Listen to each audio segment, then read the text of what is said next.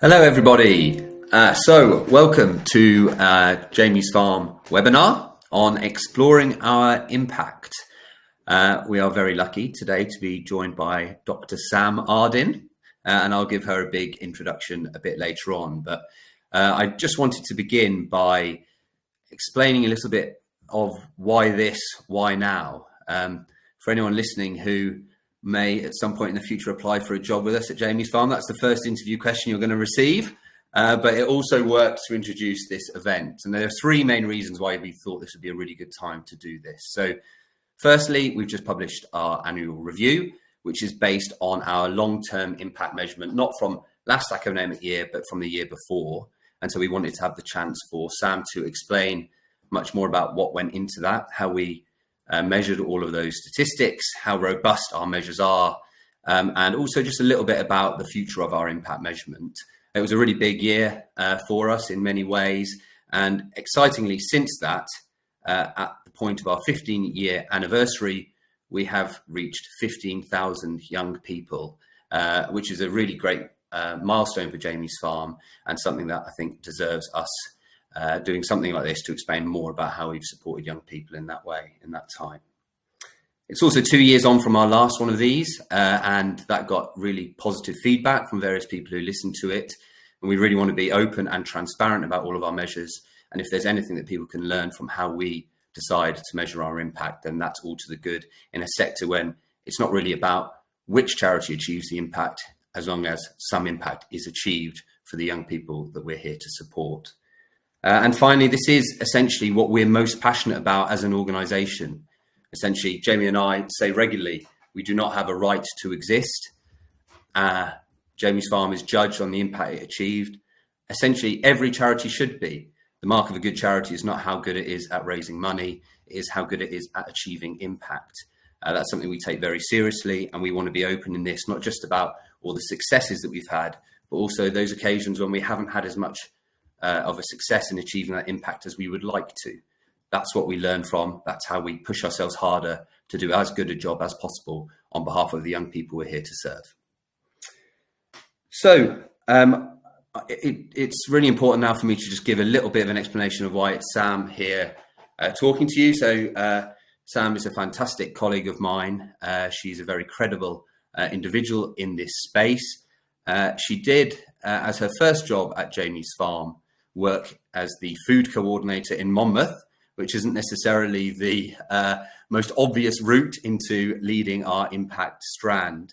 But she also spent some time working at Impact Ed and has a PhD in science, which makes her somebody who really understands the numbers. She's got a real passion for doing this, and she's somebody who has huge integrity in the way that she makes sure that every single one of our numbers has been thoroughly checked.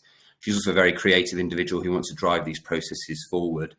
In her spare time at Jamie's Farm, she's a data protection officer, and she recently did some training explaining how we should make our passwords more robust. So I could also tell you her first pet's name, the middle name of her first child, and her favourite hot drink, but I won't do that because I don't think it's that useful in this discussion. So yes, I also wanted to explain that a bit later on, we are going to be releasing some polls that will just really help us to gear this discussion to the audience that we have in front of us. So there'll be a couple of them, and they're coming up just now. So the first one is on which outcome you are most interested in hearing about. And it'd be great if you can answer that poll, just so we could, Sam in particular, can understand where she should dedicate more of her time. And the second one is also about rating your understanding of impact measurement. So I'm going to submit votes as well. Yeah, it would be good if people could be as honest as possible at that, so that Sam has an idea of how high she should be pitching, because she could pitch very high, I'll put it that way. I'm going to leave the stage in a moment. I just want to say thank you very much for attending. We hope you find this informative.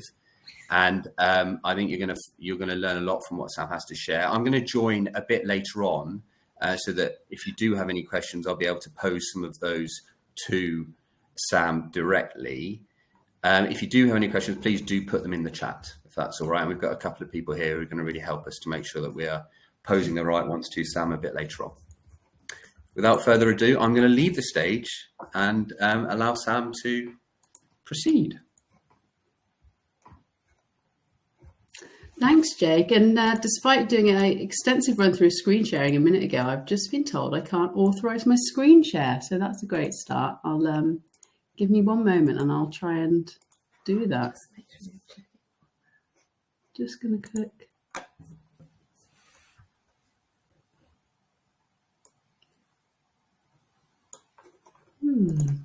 Don't you love tech? Screen share. Let's see if it'll let me.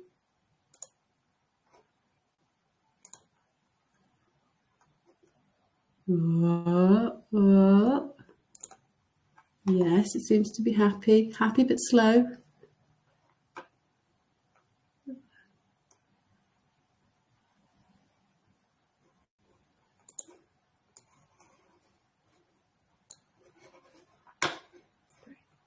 There we are. Sorry, everyone. Took a little moment there. Oh, it's not doing full screen, is it?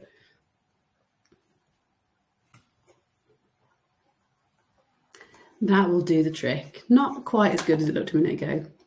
Right then, let's get started.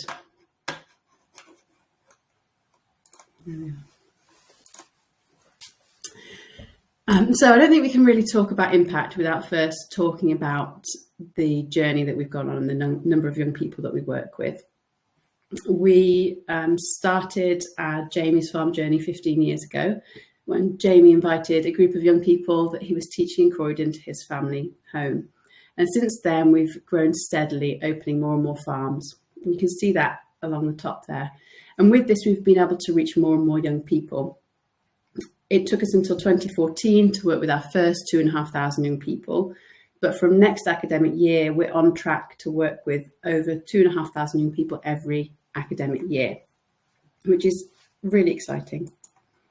I think this growth is best illustrated in this graph, which shows the cumulative number of young people we've worked with through time. And we've worked with over 15,000 young people, as Jake alluded to in the intro. By the end of this academic year, we'll have worked with over 18,000. And the following academic year will be into the 20,000s. So with this growth is a really exciting opportunity to impact the lives of more and more young people, but that also comes with a burden to ensure that we're maintaining our impact, especially given that our impact is founded on a really carefully developed culture and an ethos. So in this webinar, we're going to have a think about our outcomes framework, what it is we measure and why it is we've chosen those outcomes. We're going to touch briefly upon what it means to be rigorous in your impact measurement. And then we're going to dive into our impact figures and ensure that we really contextualize them so we can understand what's our impact and what does it look like for young people and how does that make our impact relevant.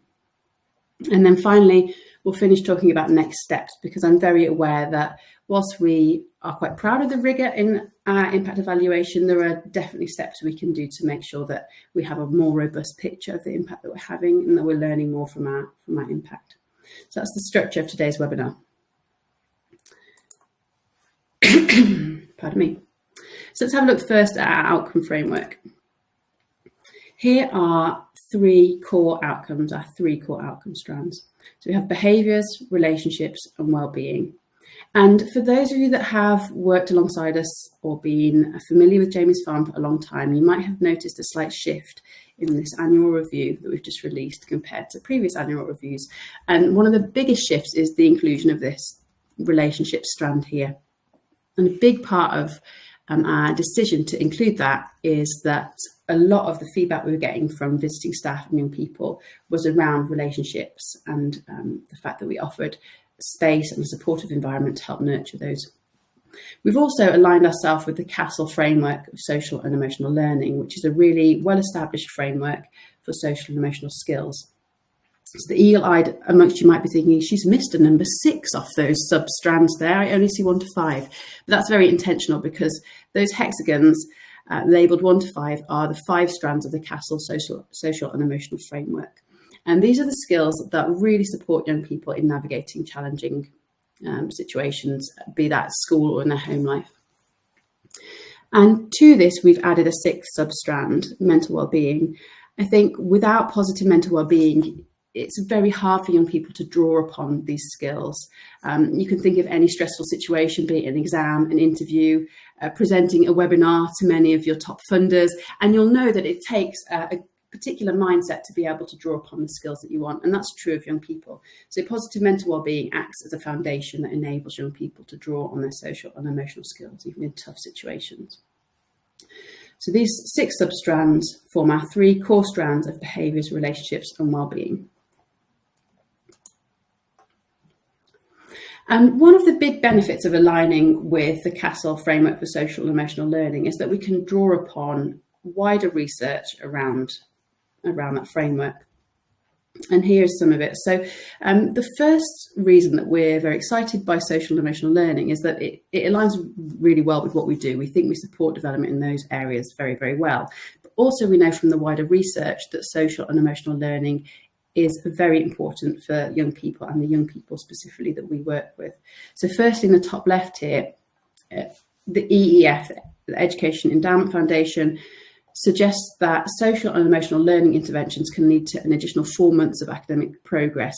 It's really important to note here that they rate this very lowly for the quality of evidence. They say there's a lot of uncertainty about whether social and emotional learning interventions will lead to improvements. And I think that just highlights how important it is that social and emotional learning interventions are measuring their impact in a really robust way.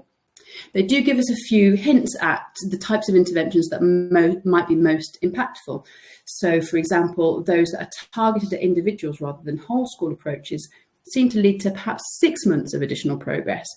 Those focusing on secondary school pupils similarly can lead to around, on average, 6 months of additional progress. And those focusing on social interactions can also lead to slightly greater impact. So some of the areas that seem to be the most promising are actually really well aligned with the work of Jamie's farm. Very exciting.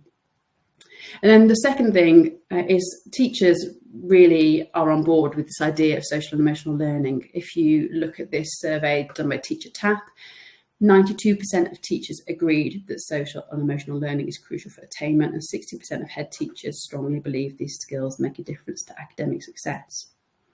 And we have evidence to believe that developing social and emotional skills can particularly support those young people from disadvantaged backgrounds. In the top right here, the survey from the OECD, which is a multi-country survey. And they look at slightly different social and emotional skills to the CASEL framework, but they found that every social and emotional skill they looked at, disadvantaged students were scoring more poorly than advantaged students. And this is a theme that's echoed by the EEF, who suggests that social and emotional learning interventions could be a good way of closing the disadvantage gap, because at every age group, those from disadvantaged backgrounds show poorer social and emotional skills. And we also know that this is a timely thing to be addressing. In the bottom right here, you can see a report from the IFS saying that almost half of children saw their social and emotional skills worsen during the pandemic. So we know that social and emotional skills are very valuable in their own right, but they can also act as important enabler outcomes. It's very important to recognise that what that might look like for each young person is going to be very different. So a young person could develop more positive behaviours, relationships and well-being, but their life is very unique, and the personal growth that they go on as a result of Jamie's farm could be very different. However, in a school context, we might expect development in these enabler outcomes to result in quite tangible outcomes like reduced exclusions, increased attendance and higher attainment. And these are 6 areas that I'm going to be talking about when I present our impact figures to you. Next, I'd like to think a little bit about rigour. I think it's very easy when you're under a lot of pressure to present yourself very well. There are a lot of other charities and organisations out there, and you want to really say, yes, we're doing a good thing. Here's some great big numbers. It's very tempting to pick the headline figures that look the most impressive, or to cherry pick. And that is not what rigorous impact measurement is about to us. To us, rigorous impact measurement is about compiling multiple lines of evidence, in a very thoughtful way to create a very thorough, unbiased picture of the impact we're having. And there are three things that I want to demonstrate when we're measuring our impact and evaluating change for young people. So the first is that the impact we have is consistent. We work with a very broad range of young people, sometimes young adults. And it's important that the work we're doing serves all of those young people, or at least a very significant proportion of them. We don't want to pigeonhole ourselves or only be having impact in certain areas. So we want a significant proportion of the young people we work with to be seeing tangible improvements. We want to make sure that those improvements are meaningful. It's very easy to say, oh, the well-being score has changed by 0.5, by 1. But what does that actually look like? Does that make a tangible difference to the life of young people? And that's a very difficult question to answer, but it's something that we can try to understand in many ways. One way is drawing upon the broader research that we have around some of the validated survey tools that we use. For example, we use a validated Short Warwick Edinburgh Mental Wellbeing Scale to look at wellbeing. And so we can draw upon the broader research there that tells us a given shift is most likely to result in a meaningful change in the wellbeing of a young person in their life. And so wherever possible, we think carefully about the measures that we're capturing so that we can try to understand whether a certain quantitative shift results in a meaningful change. And we also want to make sure that the impact that we're measuring is robust. Wherever possible, we want to be using high quality metrics with statistically analysed before and after interpretation. So we want to be ensuring we're using appropriate statistical testing and working towards understanding the counterfactual, i.e. what would have happened otherwise. It's very good to notice a change for young people, but we really want to understand how are we doing, how we're doing relative to alternative options. Are we really providing the best that we can for young people? What is the counterfactual? What would have happened otherwise? Let's now talk about our impact. And I'm going to take a particular structure here as we start by looking at those three core outcomes of behaviours, relationships and wellbeing. We're going to have a think about the broader context for young people. We're going to then look at our impact figures and what they show. And we're going to finish with a little quote that I've pulled out so that you can hear what young people or visiting staff are saying. And we'll go through first the behaviours, relationships and wellbeing strands.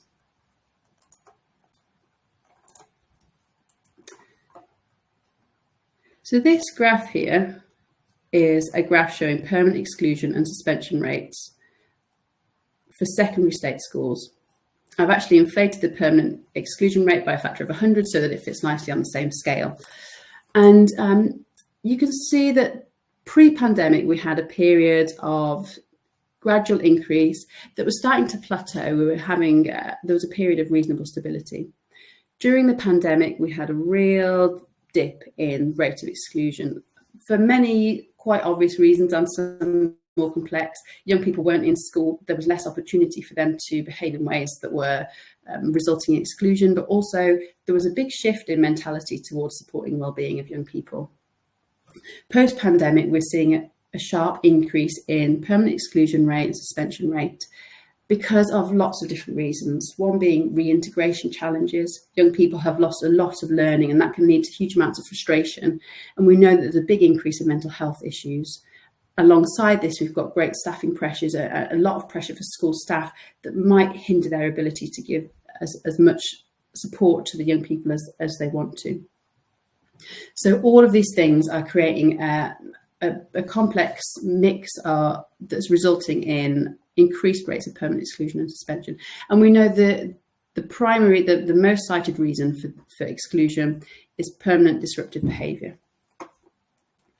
So in this context then, we were really excited to see that of those young people who were referred to improve their behaviour, 61% show improved behaviour skills. That's self-management and responsible decision-making 6 months later. And we might have expected to see a drop in those figures because we know that the background scenario for young people is one that's declining. So we're really, really excited to see that actually we're showing a similar impact to previous years in this area. So this is consistent. We're affecting the majority of young people. And by hearing from visiting staff, we know that this shift is meaningful. We ask visiting staff to rate young people's behaviour from very poor to very good before the visit, 6 weeks after and 6 months after. So this shows here the 6 months after figure. And we can see that before, indicated by this orange hand, the average score was very slightly above poor. 6 months later, the average score is just above satisfactory. So there's been a complete shift in category of the behaviours from poor to satisfactory. So this is obviously manifesting in a way that is meaningful and observable in schools. And this shift is statistically significant.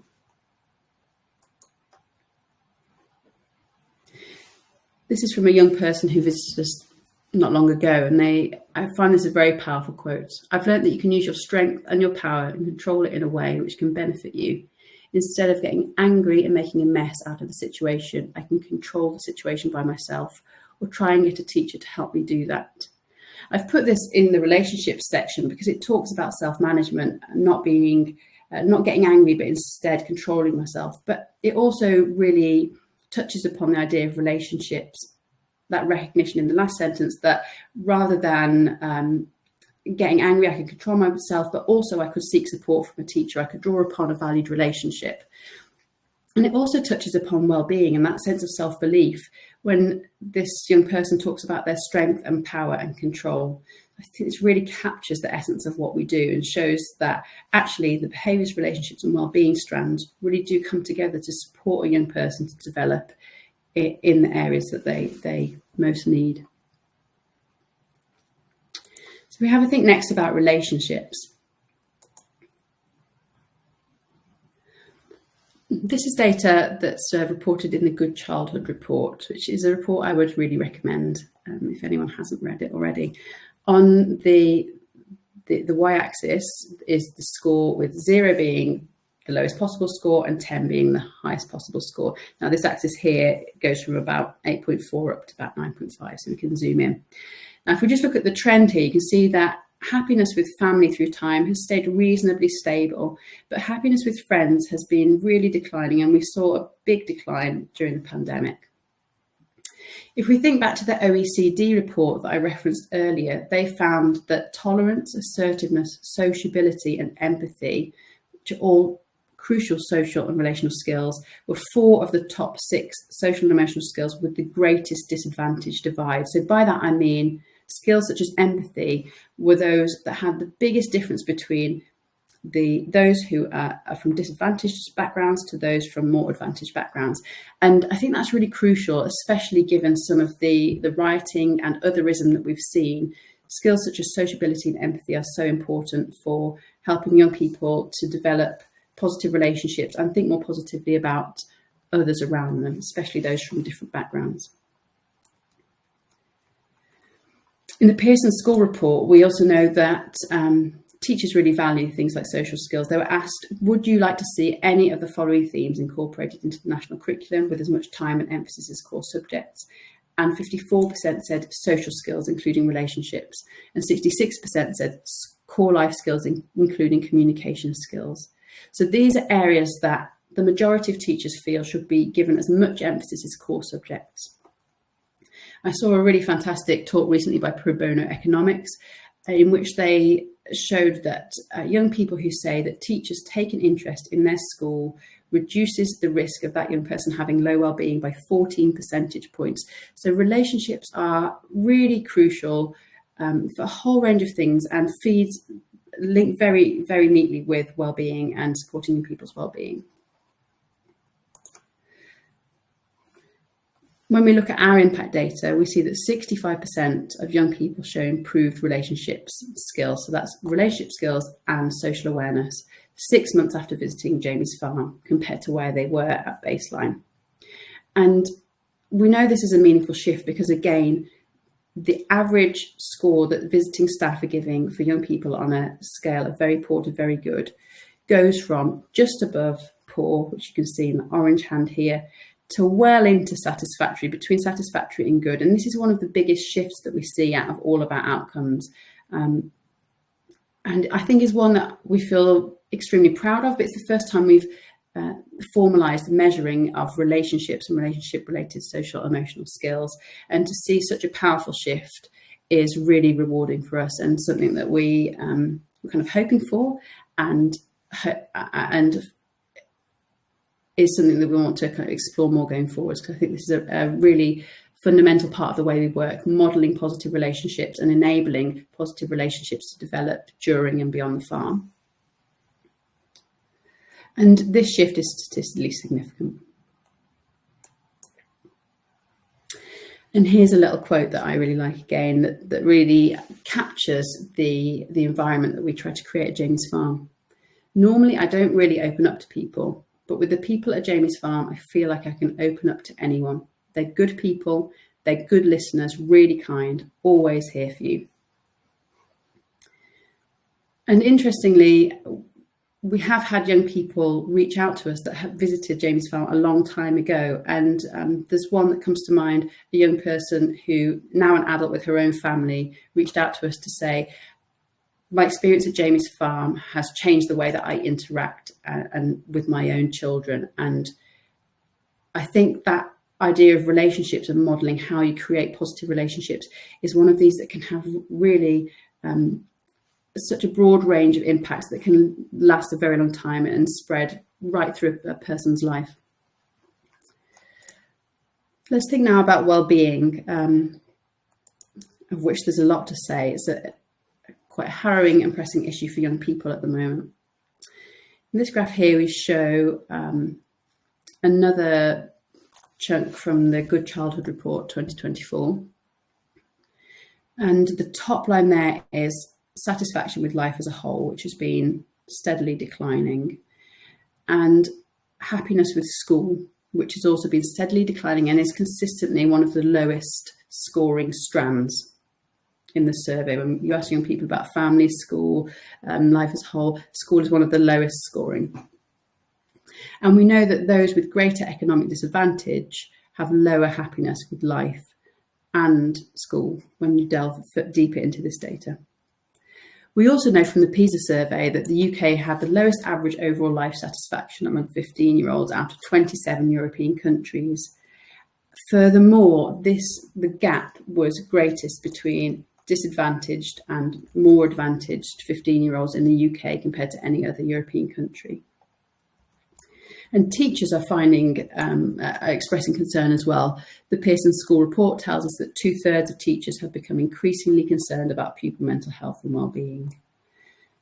And the NHS suggests that more than 1 in 5 children and young people in England aged 8 to 16 had a probable mental disorder in 2023. We also know that psychological distress is associated with persistent absence, and this is at a time when over 1 in 4 pupils were persistently absent from state-funded secondary schools across the 23-24 academic year.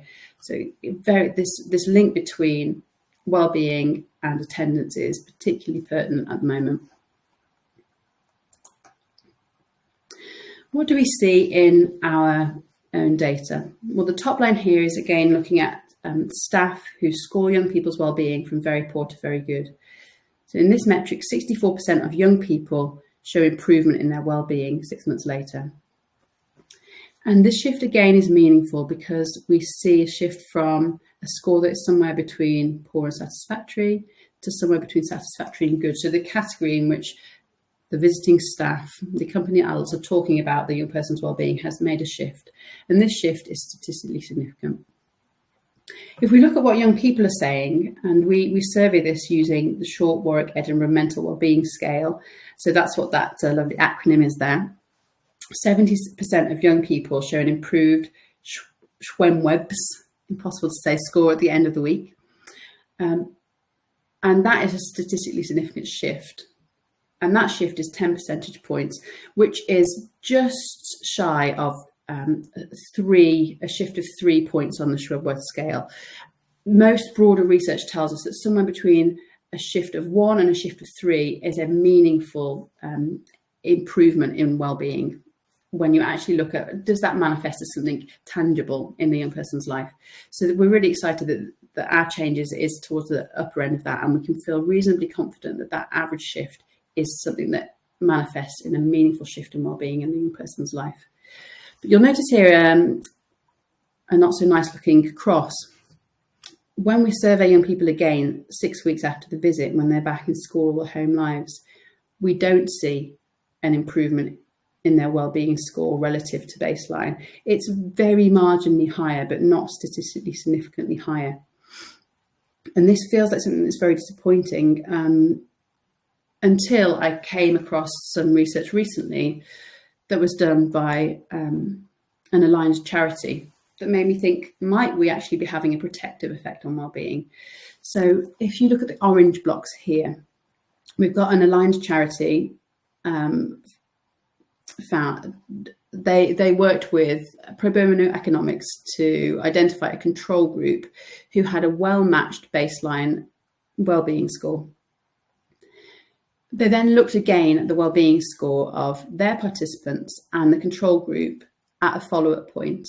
They found that whilst their participants had maintained the same level of well-being score, those matched participants in the control group had seen a decline.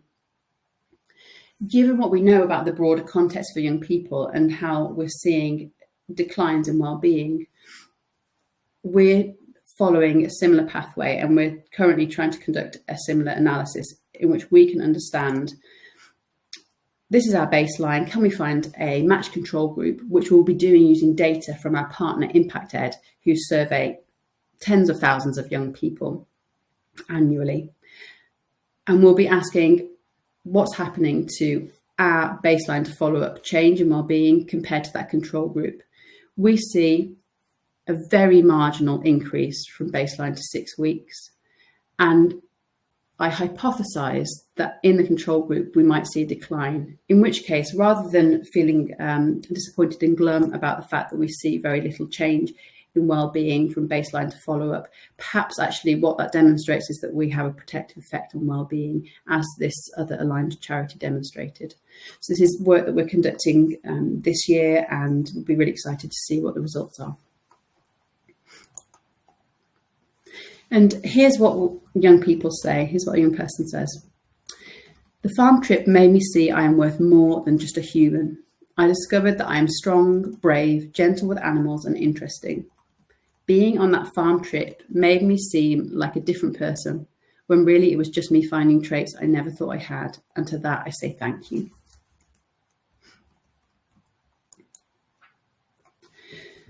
So we've looked at those three core outcomes, which we referred to as enabler outcomes, but which I think we all would agree are very important in themselves.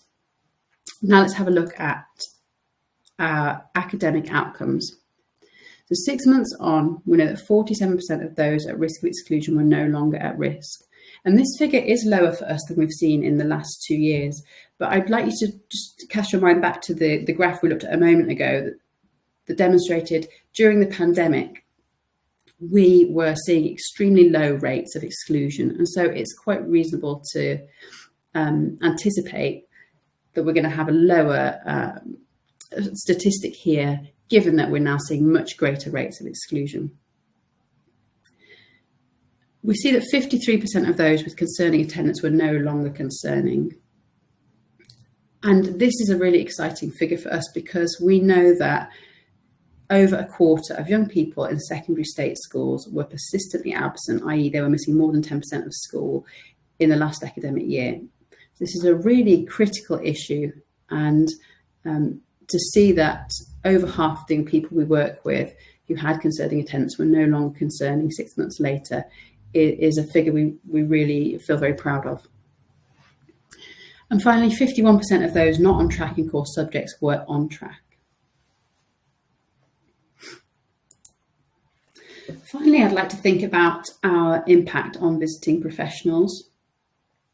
This might include people like teachers who accompany young people, or potentially social workers, or people that work within virtual schools or other charities and organisations. They're a broad group of people, and they are absolutely crucial to the success of the programme. They work really closely with us to ensure that we get the information we need and that we can work really effectively with the young people that they know so well.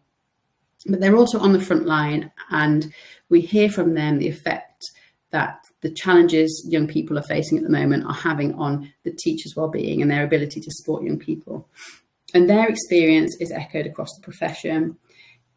The DfE reports that 40% of heads and teachers within secondary state schools are considering leaving the profession within the next year. And of those, 84% cite stress or poor wellbeing as a driving factor.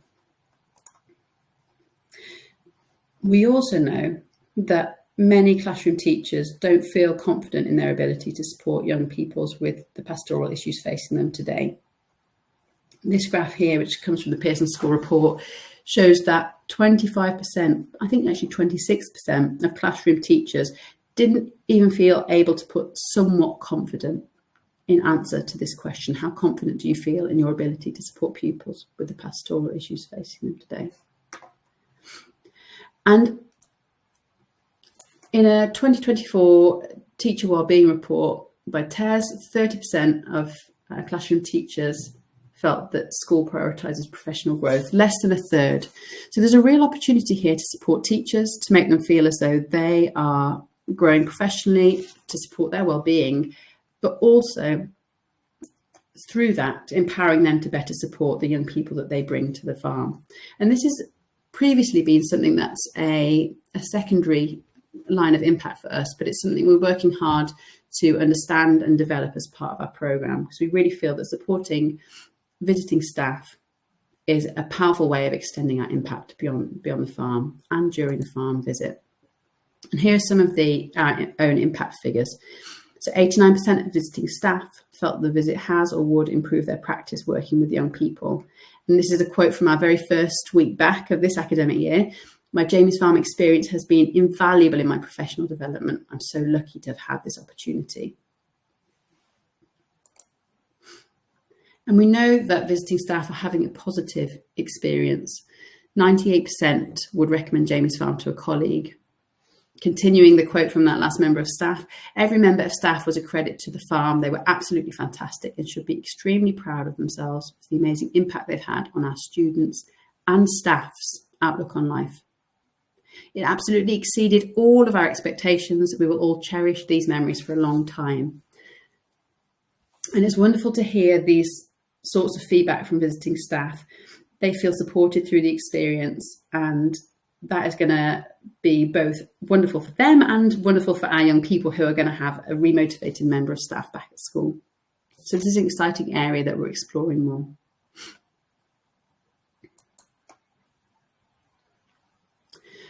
So we're very proud of our impact and proud of the fact that we have a very rigorous approach to impact. We really want to get it right, and we really want to use our impact to make sure our programme is supporting young people as well as possible. But we're very ambitious to improve things. There are a lot of questions that we could answer better, and there are lots of steps we could take to make our impact measurement more robust.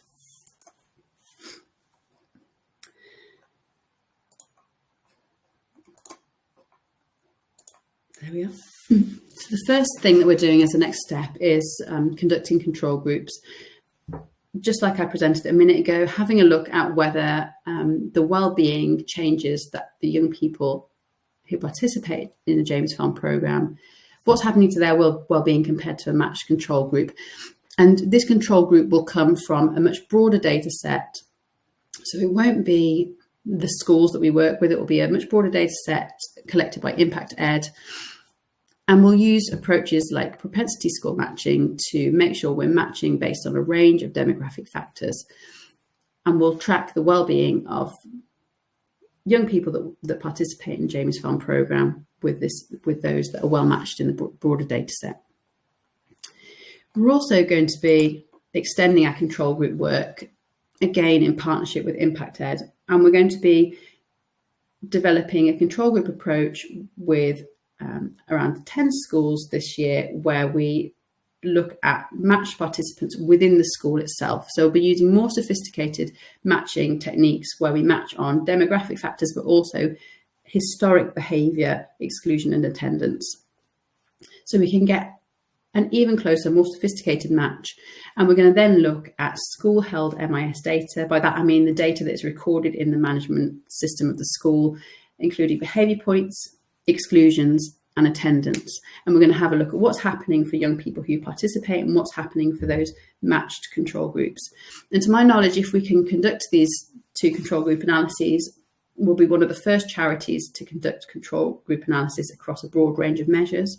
And we'll definitely be one of the first to use a more sophisticated type of within school matching that considers a broader range of factors such as historic behaviours rather than just focusing on demographic factors.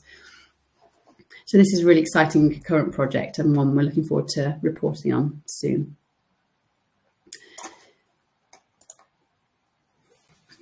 Beyond this, we're also developing our qualitative data approaches.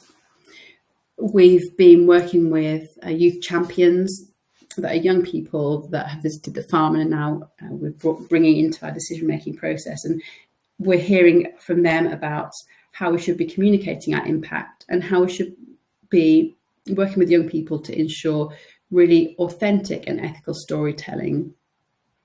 There's a big risk when you focus highly on quantitative data that you're shoehorning the stories and the journeys of young people into a set of predefined outcomes. And we always want to be listening to young people and the visiting staff and understanding what is the impact that you see in your own words as authentically as possible. And if necessary, adapting the outcomes that we measure so that we can ensure we're really capturing the true outcome that young people are experiencing. And my colleague Sian's going to be working on this. And as well as this, she's been doing some really creative work using AI to analyse a range of qualitative data that we already capture within our programme. For example, end of week interviews that we do with young people and snippets of commentary and qualitative data that we get back from visiting staff in our data sheets that has previously been quite overwhelming to understand. So AI can be a really powerful way of drawing on themes. And again, understanding if what people are saying is well aligned with some of these things that we're trying to measure. And if not, what do we do about it? Well, we need to adapt. And that's something that we did by bringing in this relationship strand in response to that kind of feedback. And the last thing that we're going to be doing beyond this will be working towards, hopefully, an economic analysis. So we've got a meeting shortly with Pro Bono Economics, and we're hoping to use the data that we're capturing as part of our control group work to have a real think about what is the value of Jamie's farm. And I think this is such an important question because there are so many ways that we can support young people and they all cost money. We don't just want to demonstrate that we have good impact. We want to demonstrate that we're a great choice for funding, that we're actually offering a really excellent value intervention, and that putting money towards Jamie's farm is the most cost-effective way of using that money. And that's something we're going to be working on developing this academic year and into next academic year.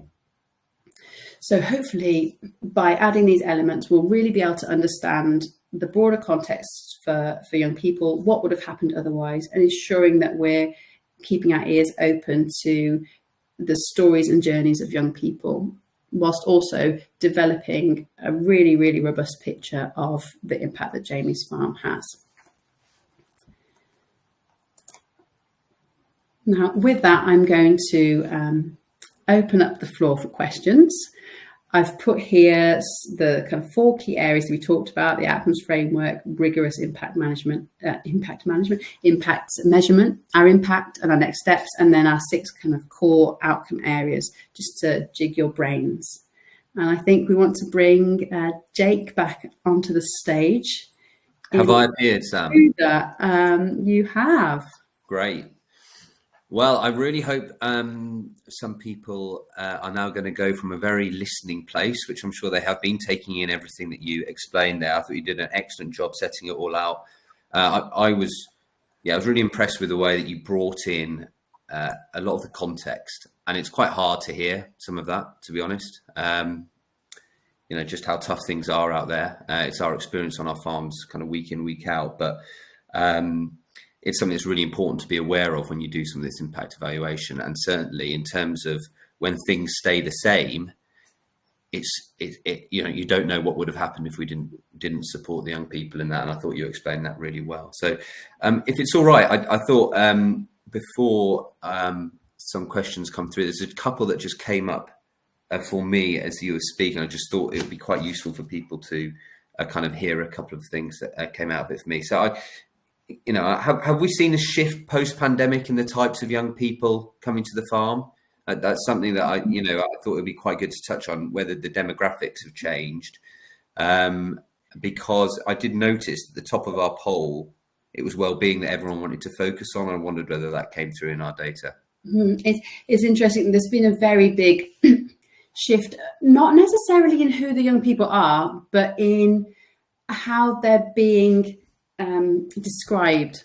And by that, I mean, we're getting young people who are at risk of exclusion, and we might have historically seen a lot of language focused on, they just can't control themselves and some of their sort of failings, whereas now it's a lot more focused on the underpinning reasons. So recognition that poor well-being can be the thing that underpins a lot of these areas. So whereas before we might have had young people being referred for behaviour who were at risk of exclusion, well, often to young people who are at risk of exclusion, and the referral reason is well-being. We want you to support this young person's well-being because we recognise that is really what's underpinning this young person's behaviour. So that is a really positive narrative shift, I think, that we should always be looking to what is underpinning the things that challenge us.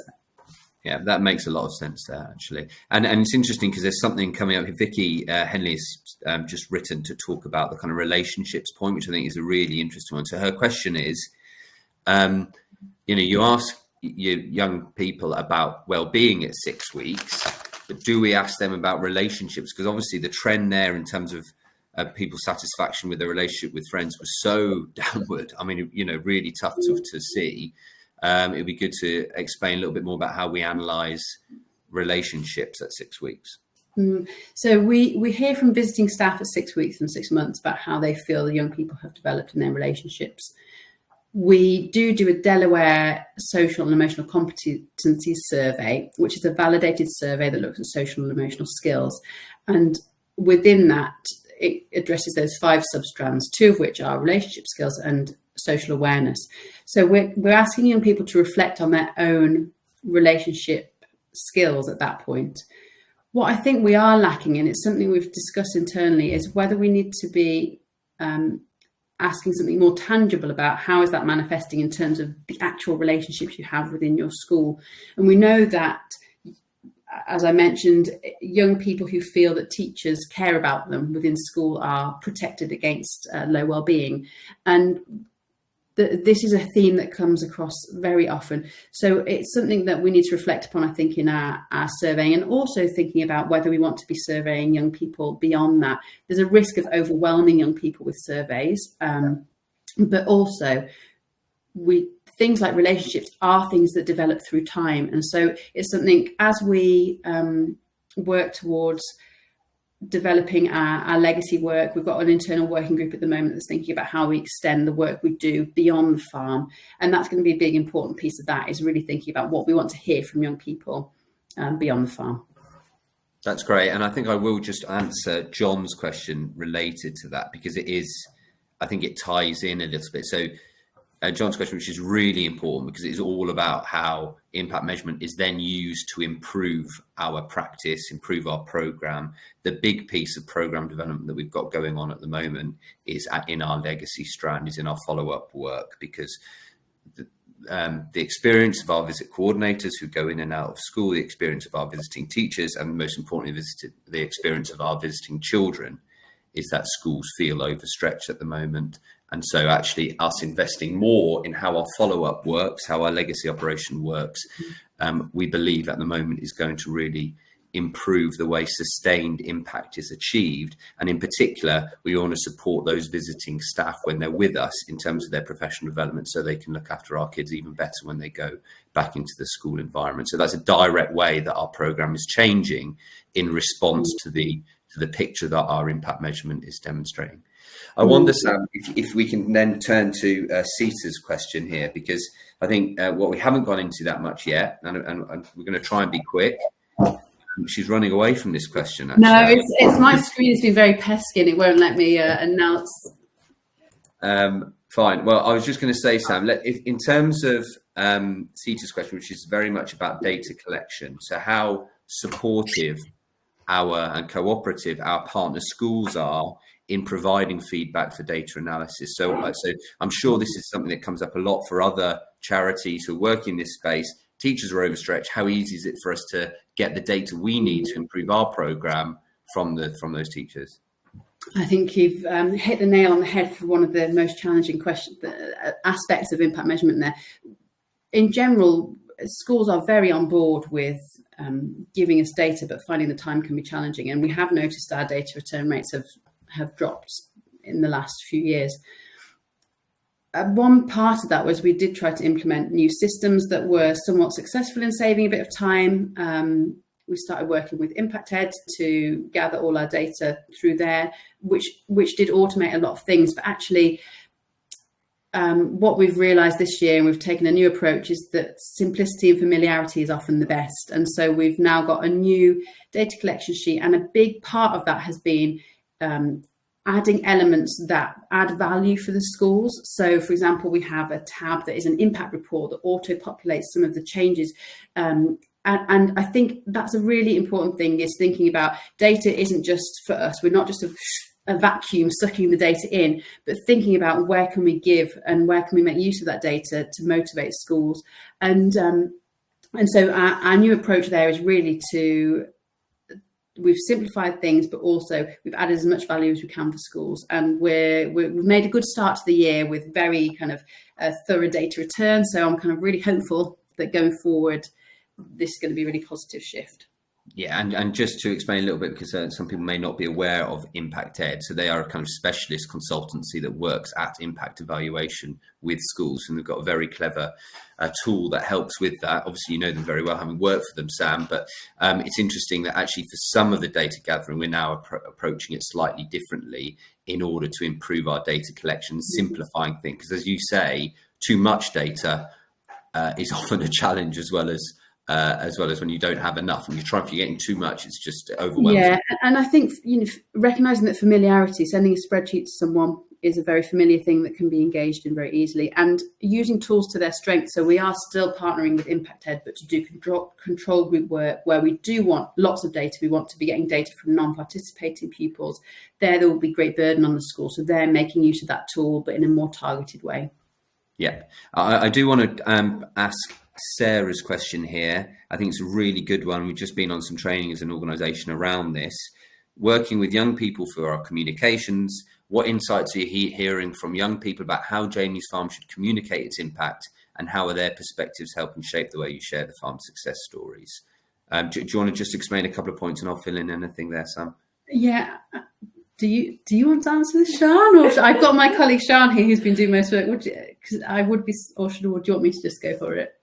You go for it. I'll go for it. Sorry, that's a mean thing to do, isn't it? But it's something that we've focused on recently. So we have youth champions who are giving their voice, and there's a lot of breadth there.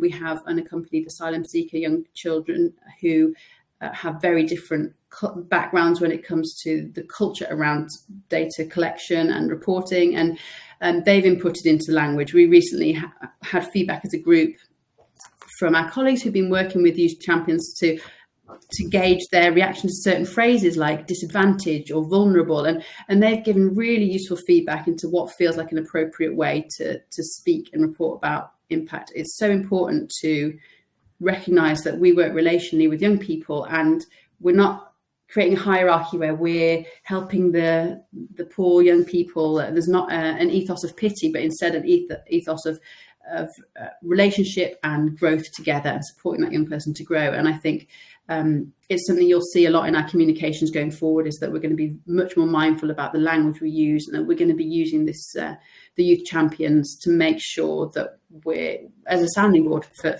the way that we communicate. Yeah, it's very, very well put. And actually, that whole idea, young people telling their own story is theirs to tell, I think is really important in that. And we're a very empowering place. That's what we're all about, is giving that power to young people when they're here. We get them working hard. We get them feeling like they can be powerful at work and achieving things. And we wouldn't want any communications that go out without that in mind. Sorry, Sam, go on. And it's why it's so important that we give different ways to just hear organically from young people. That it is very tempting to say numbers are more powerful. And I think, especially coming from a science background, you often get this sense of you should always work towards a randomized controlled trial. But actually, when you're working with such complex situations, you can't try to shoehorn things into specific quantitative boxes. And if you do that without having your ears open to the authentic stories of young people that visit us, then you're not going to learn from your impact, because you're not really asking what impact am I having. You're saying, oh, well, these are the things, and you're really looking in a very blinkered way at impact. Yeah, indeed. Right, so we've got time for Saskia. Young people with learning needs, and including those that are unidentified or undiagnosed, often have very low well-being, self-esteem and self-worth. How do you measure them within your data? Well, we capture a lot of demographic information about young people, so we're able to break down the data that we have and look specifically at certain subgroups, including those with SEND, looked after children, for example, certain ethnicity. So we can break it down in a lot of different ways. And the measures that we have in those areas will have the wellbeing survey, and we do have simplified versions of that, including pictorial ones that are more accessible to young people that wouldn't be able to engage with the language.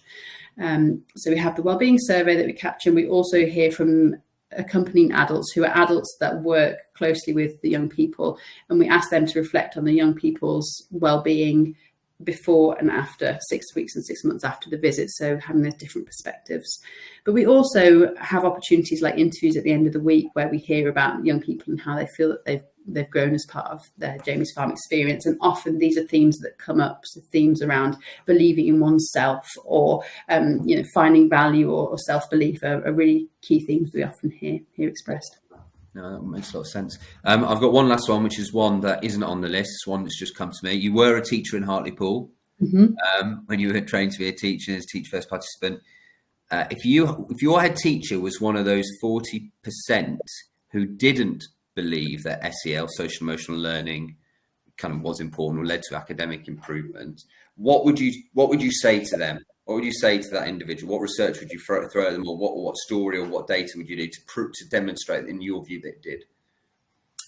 Just and on a nice simple question there, Jake. I think there's a growing body of research, but I think one of the most useful in that case is just thinking about the role that it plays in addressing disadvantage. Hartlepool, where I worked, is an extremely disadvantaged area, and some of those communities have people who are not very exposed to different cultures. They haven't got opportunities to develop empathy with a broad range of people. And I think seeing that those big gaps in skills such as empathy and tolerance between disadvantaged and advantaged, they're just crucial skills that we need to be introducing to communities that have occasionally expressed sentiments that are not inclusive. We've seen riots throughout the UK, and a lot of these are based on situations where people haven't had the opportunity to develop empathy with other groups of people. And if you're from a culture where that is the case, teaching in Hartlepool, I experienced a lot of racism towards certain young people within the classes I taught, and that was the culture of the school I was in, and that environment. And so things like empathy and tolerance are such critical skills, and there's a big gap between those who are disadvantaged and advantaged in those skills. Thank you, Sam. That's really good. And I would say, we focus a lot on school outcomes, understandably from our perspective, that there's a lot of data in school. We work in partnership with schools. It really matters to schools.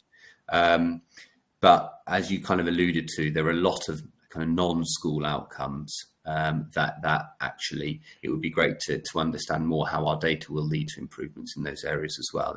And that's something that we'll be looking at into the longer term. Great. So there we are. You've done a fantastic job, Sam. Thank you very much. I'm sure, I don't know whether you want me to kind of share your email address in case you get hounded by follow-up I was just questions. about to say, should we share my email address? Because I'm very aware that there are lots of conversations that can happen here, and I always love to talk impact with people. I love to hear people's feedback as well. You know, we have our ears open. We want to be developing, and we want to answer questions and make sure that, you know, what we're doing is shared as widely as possible. So yes, maybe one of you could. Chloe's on it. Please send me an email if you would like to ask me any questions, either in email or a follow-up call. I'd be very, very welcome. That's great, and we'll send all these links out that Chloe and Sharma are putting out on the chat as well, so that people have got them to hand. Otherwise, it just leaves me to thank every one of you for joining. It's great. Thanks for those of you who've kind of posed questions as well. That was really useful. And I just want to say a special thanks to funders in the audience for all the support that they've provided to ensure that these kind of processes at Jamie's Farm are really as robust as they should be. We strive for, as Sam said, meaningful impact, consistent impact, robust impact. You'll see that in our annual review, but we couldn't do it without the support of a lot of people, and most importantly, without the young people who come and make those changes for themselves in every week on the farm. Goodbye, everybody. Thanks for joining. Bye.